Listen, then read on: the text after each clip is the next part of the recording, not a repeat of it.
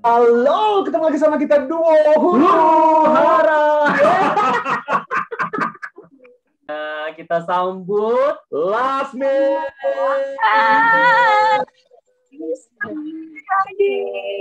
Oma, apa Dengar nggak suara kabar? Oma? Itu siapa, Oma? Coba dikenalkan dulu, itu siapa tuh? Si lucu. Halo Om, si gitu. cantik. Ini siapa namanya? Halo, Wak. Halo. Yukari. Oh, Yukari. Halo, Oma. Jadi buat sahabat semuanya, kalau yang ngikutin Alfi pasti tahu panggilan kesayangannya kita buat Lasmi, Dewi Lasmi, ini adalah Oma. Kenapa panggil Oma? Aku aja yang ceritain ya, kita yang ceritain. Jadi kenapa kita panggil Oma? Sebenarnya Oma itu menyebut dirinya sendiri. Karena Oma waktu itu beride, karena Oma ini eliminasi yang pertama. Jadi kayak yang paling tua di eliminasi paling pertama, jadi dia menamakan dirinya sendiri Oma waktu itu. Jadi Oma L waktu itu ya Oma ya. Iya. Awalnya kan Oma Iya, L, iya. Oma eliminasi. Karena kayak yang paling yang brojol pertama kalinya nih di eliminasi. Oh, ibarat telur ya menetas gitu ya, udah keburu mateng ya gue ya, Bo. Padahal sebenarnya kalau dari umur, kalau dari usia yang paling tua itu Mami Ica kan. Mami Ica, iya.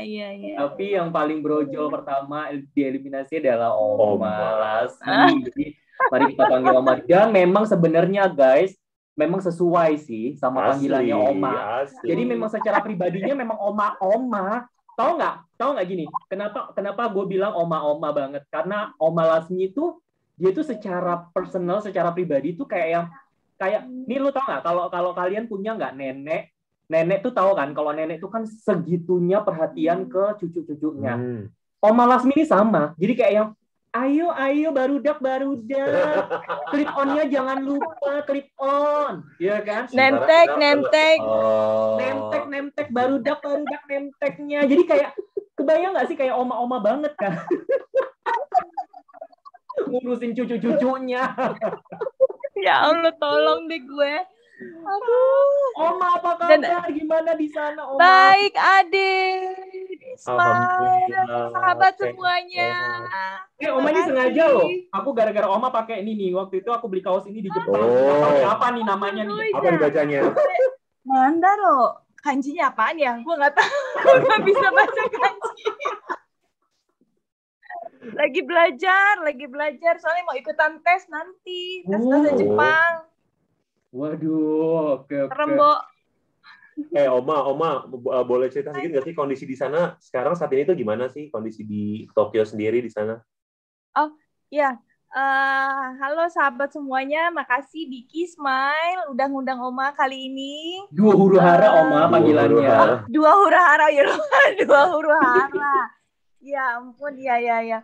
Sekarang Oma di Tokyo. Nah kebetulan kalau di Tokyo itu kondisi corona saat ini justru sebelum Olimpik itu sebenarnya sudah terkendali. Cuma pas Olimpik itu ya langsung naik per hari bisa langsung naik. Jadi yang biasanya sehari cuma ya normal ya, misalkan 100 nggak nyampe 500 orang misalkan gitu langsung lonjak jadi 4.000 gitu, langsung 5.000 gitu. Jadi memang untungnya pada saat Olimpik itu anak-anak sekolah lagi pada libur sekolah kan, summer break gitu. Jadi anak-anak nggak sekolah. Cuma dengan kondisi Delta sekarang yang semakin menyebar, sangat disayangkan memang ya. Cuma ya mau apa dikata gitu, yang namanya kita nggak ada yang mau. Tapi ya akhirnya ya di Jepang juga sekarang lagi dapat gelombang Delta juga sih, dan parah juga lumayan. Ya. Wow. Semoga ini kondisi kayak gini cepat pulih ya. Betul. Biar kita semua bisa kembali ke kehidupan normal. Tapi Oma, kalau kita boleh tahu, Oma sendiri sekeluarga di sana mungkin udah vaksin apa-apa, udah ada yang dijalanin belum? Kalau misalnya vaksin itu udah dapat suratnya, sudah dapat nomor antrian. dan itu langsung ngebarcode sendiri, daftar sendiri sesuai dengan jadwalnya mereka dan kita bisanya kapan dan itu bisa langsung ngevaksin sendiri aja dan bener-bener jadwalnya tuh ketat cuma 5 menit ya gitu, nggak boleh telat jadi karena ada gantian orang-orang kayak Jepang gitu banget jadi lah ya, teratur banget, tertib semuanya banget. teratur ya, alhamdulillah udah vaksin gitu kan, cuma ya anak-anak sih belum vaksin. Oke, nah sekarang gini Oma, sekarang nih dari sahabat semuanya ini pengen tahu gitu. Kalau tadi kan kabarnya Oma, alhamdulillah sekeluarga baik-baik gitu ya Oma ya. Terus sehat yang penting kan gitu. Nah sekarang sahabat itu pengen tahu sih sebenarnya Oma. Oma itu sekarang kesibukannya apa? Apa yang kegiatannya Oma apa nih di sana setiap harinya? Ya Oma kan anaknya 3 sekarang. Jadi ya mostly ibu rumah tangga ya, di rumah terus gitu, nganter jemput anak, apalagi Yukari masih TK kan. Jadi pas nyampe pindah dari Makassar ke Tokyo itu karena sistem sekolahnya zonasi, jadi anak-anak yang pertama yang kedua itu sekolahnya di dekat rumah dan mereka bisa jalan kaki sendiri gitu. Jadi pulang pergi mereka sendiri. Nah kalau yang kecil ini masuknya TK-nya juga masih TK kecil, jadi ya hari-hari antar jemput sekolah gitu, bikin bento buat dia gitu. Dan karena masih TK kecil, jadi waktunya belum full gitu. Kadang-kadang jam 11.30 udah pulang, kadang-kadang jam 12.30 pulang. Jadi nungguin info dari sekolah dan ya sambil nunggu ya biasa ya Bo, ngosin sambil bisnis. Ngosin Bo, iya sambil bisnis. Ngosin, Bo, ngosinnya intelek Bo, ngosin internasional. Oma berarti udah totally jadi ibu rumah tangga, berarti sudah meninggalkan dunia keseniannya udah ditinggalin ya? Udah nggak ini lagi sih, udah nggak nyanyi lagi, udah dunia keartisan udah fokus ke rumah tangga dan support kerja suami sih. Oma, ada nggak sih kayak kekangenan, ada rasa aduh kok kangen ya gitu, aduh ada nggak sih misalnya Oma kayak ada rasa kayak gitu nggak sih setelah ninggalin? Karena kan Oma nih sempat bikin sesuatu loh sebelum dia berangkat, itu ada satu iklan TV komersial yang luar biasa. Dari 12 sahabat Avi 1 ya. Momen itu tuh pada saat itu tuh saat kita semuanya udah pada tenggelam istilahnya.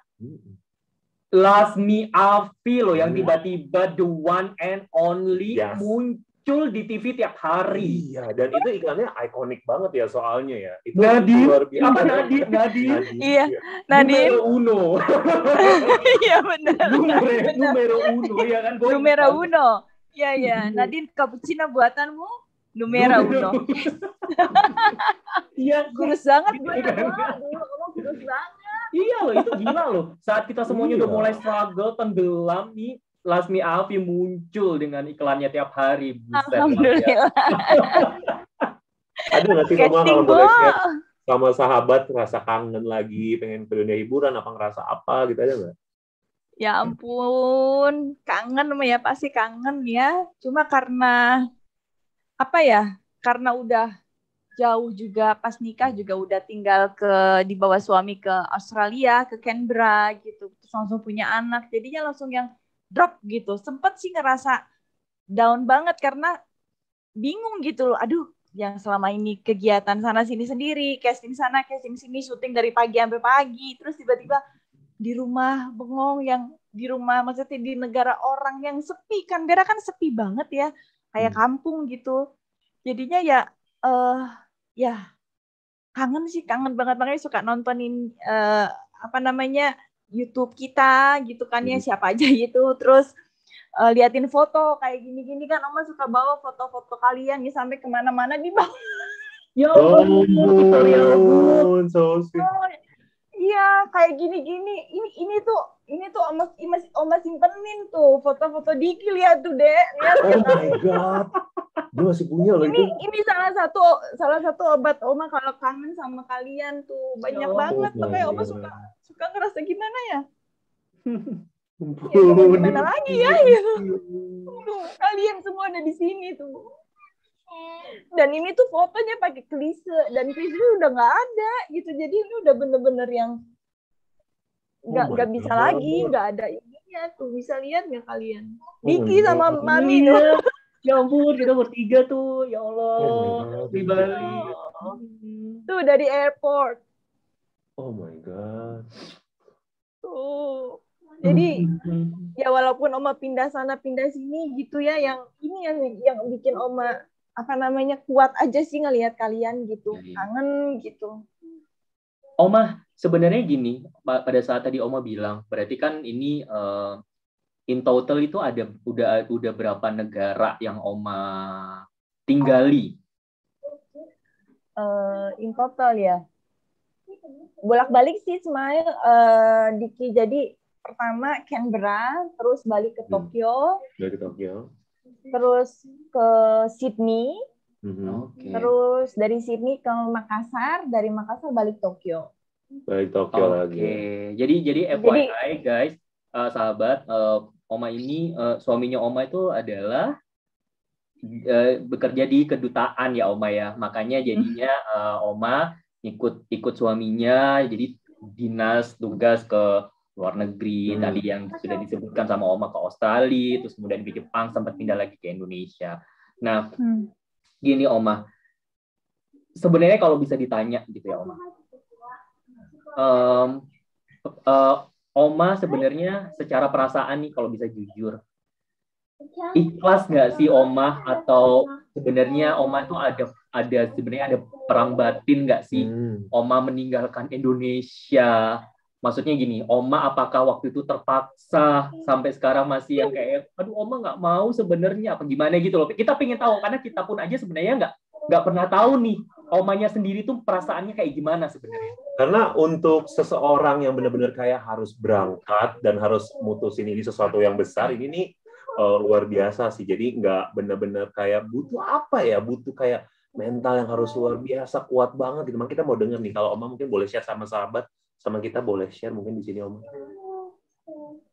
Ya pas mau ninggalin, pas tahu, maksudnya nikah kan 2007. Nah terus berangkat ke Canberra itu pindah itu 2008 akhir ya, Desember. Dan itu Oma belum selesai kuliah karena kan tersendat-sendat kan. Jadi rasanya ya masih setengah-setengah ya, Dek, nggak bisa ngerasa 100, mau gimana ya, berat lah pas, apalagi ada ibu, ada kakak-kakak semua, terus ya namanya nikah sama orang luar negeri gitu yang bahasanya sendiri Oma nggak ngerti. Jadi ya jujur stres banget dan sampai Oma bingung, coba ini masih sekali sekurang tunggu seru nak sebentar nak. Aduh maaf ya. Nanti ada subtitle-nya ya guys di bawah. Iya.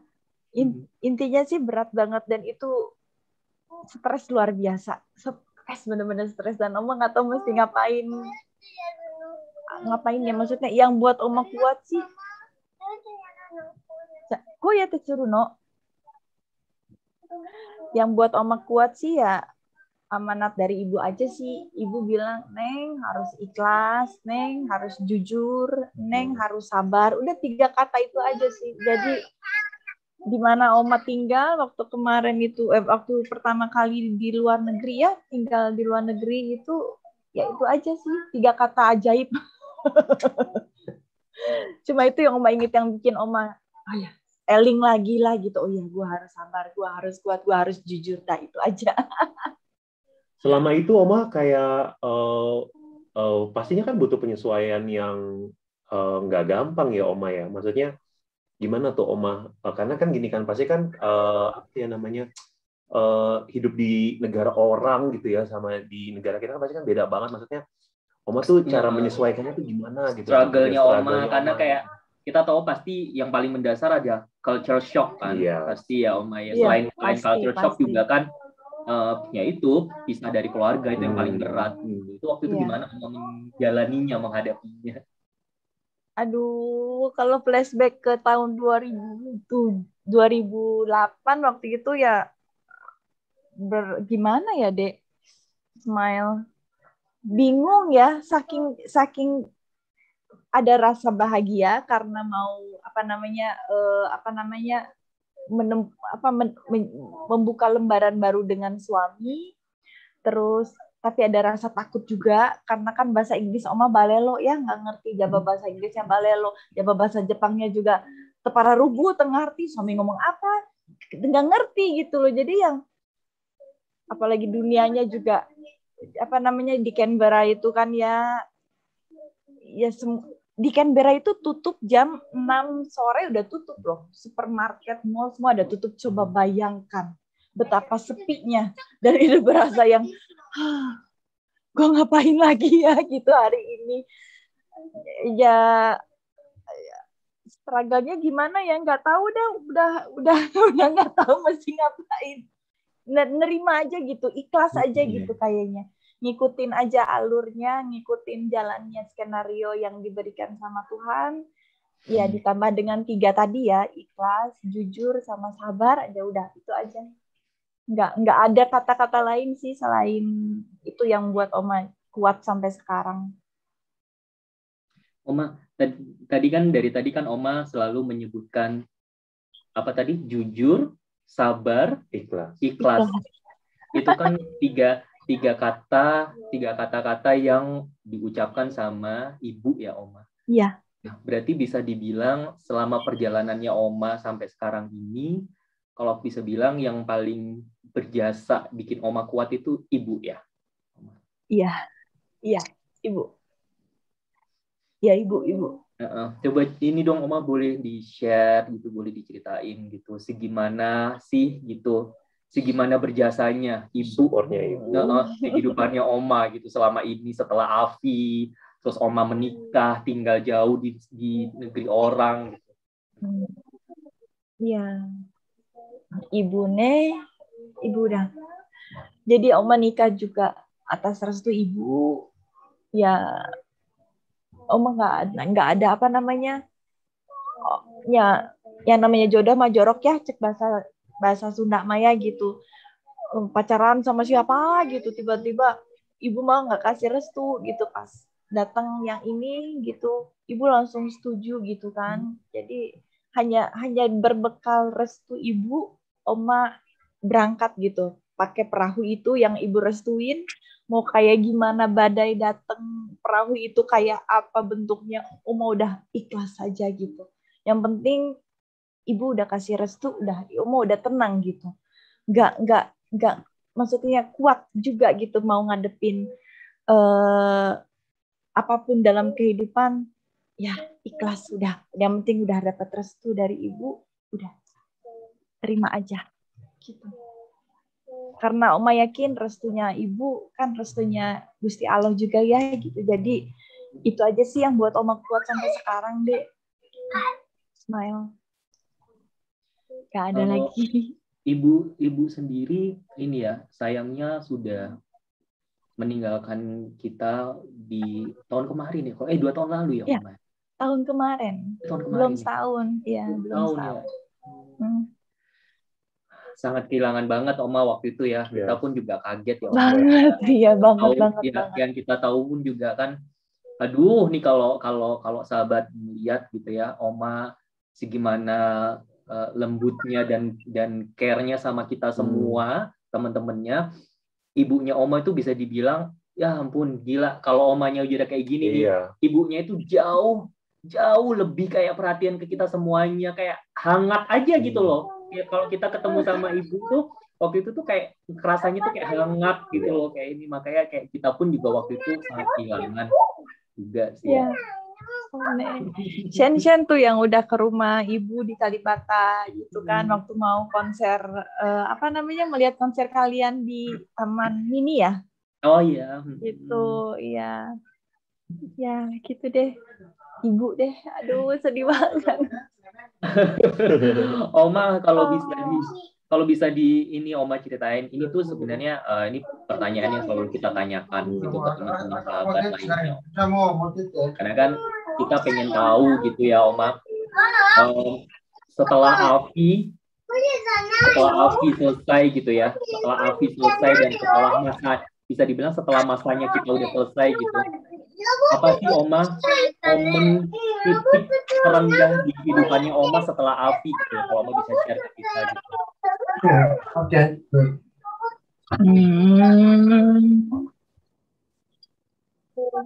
Ibu ya, pada saat ibu nggak ada sih, Oma drop banget. Jadi sampai sekarang itu masih ngerasa ada apa? Ada beban gitu. Karena ibu kan suka banget sama Jepang ya gitu. Sampai sekarang belum sempet dibawa ke Jepang. Belum sempet jadi sama ibu. Belum sempet, tapi Australia ya waktu itu ya. Ke Australia ya waktu itu. Kalau Australia udah 2 kali malah. Jadi pada saat Oma melahirkan anak yang pertama, ibu harus datang.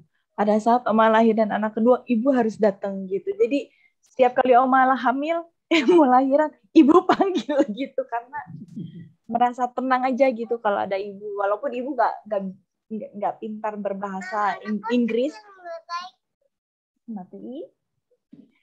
Kalau ibu belum nggak pintar, nggak fasih ya namanya ibu-ibu gitu bahasa Jepang, bahasa Inggris, cuman ya tenang aja gitu pada saat proses melahirkan itu Oma ditemenin sama ibu. Bener loh.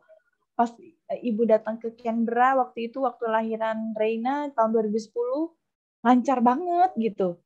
Terus si Masaki di Sydney juga lancar banget gitu. Pokoknya pas ada ibu mah semuanya bahagia. Tenang deh pokoknya kalau ada ibu mah. Luar biasa ya, berarti benar-benar perannya ibu tuh di dalam kehidupan Oma sampai sejauh ini benar-benar yang sangat berperan penting ya. Oma boleh nggak sih kalau mungkin Oma mau ada yang disampaikan sama ibu yang sekarang di sana lihat Oma mau ngomong apa? Ibu tenang aja ya. Dewi baik-baik aja ibu. Dewi sehat. Anak-anak sehat. Dewi udah mulai udah mulai nanam-nanam sama kayak ibu. Telat ya Dewi ya Bu ya. Ya. Padahal sebenarnya kalau ada ibu, Dewi bisa banyak nanya ya. Ini mesti gimana Bu? Lidah buaya mesti gimana Bu? Bu, ibu yang tenang ya Bu. Dewi mohon maaf ibu kalau ada salah. Ibu, lahir batin, ibu. Dewi tak cantiasa ngambek janji ibu. Hapunten ibu. Bapak, ibu bapak Sumedang, hapunten lahir batin. Jadi ada ibu Oma tuh ada. Oma kan tinggal di Sumedang sama Uwa. Jadi ibu bapak Sumedang itu kan kakaknya ibu Oma. Jadi mereka itu juga luar biasa. Peran mereka itu mendidik Oma dari SMP sampai SMA. Oma tinggal di sana. Jadi Oma udah pisah sama ibu bapak itu dari dari SMP kelas 1 udah pisah. Oma tinggal di Sumedang. Ibu bapak Sumedang, hatur nuhun lahir batin, hatur nuhun. Hapunten sabudaya kalebatan Dewi ibu bapak. Hapunten ibu sing bagja, bapak sing bagja. Urang patepang deui engke ibu bapak. Insyaallah.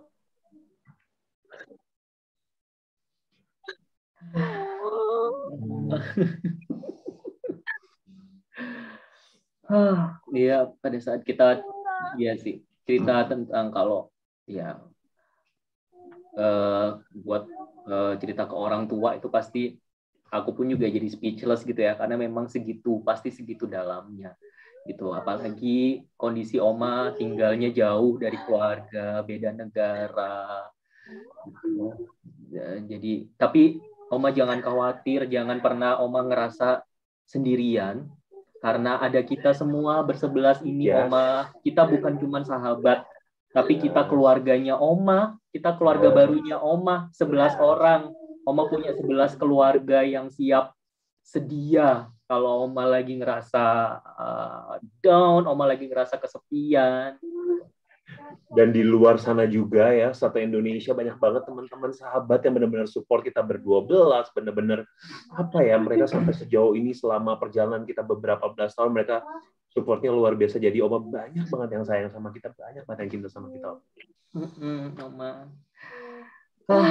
Aku ada pertanyaan lagi, Oma. Ini kita sih pengennya Oma jawab, maksudnya ya Oma bisa jujur gitu, maksudnya ini momen Oma bisa ngomong gitu, Oma bisa mengungkapkan mungkin yang ada di perasaannya Oma saat ini gitu. Pertanyaannya sih simpel sih Oma, cuman kayak yang Oma sekarang,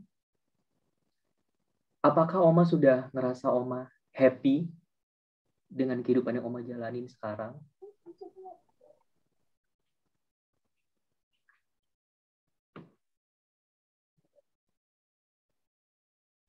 Apa ya, kalau happy. Jadi bersyukur, bahagia, ya ikhlas aja nerima deh gitu. Oma nggak macem-macem, nggak nuntut macem-macem juga, nggak minta. Maksudnya nggak memimpikan yang macem-macem juga gitu. Yang penting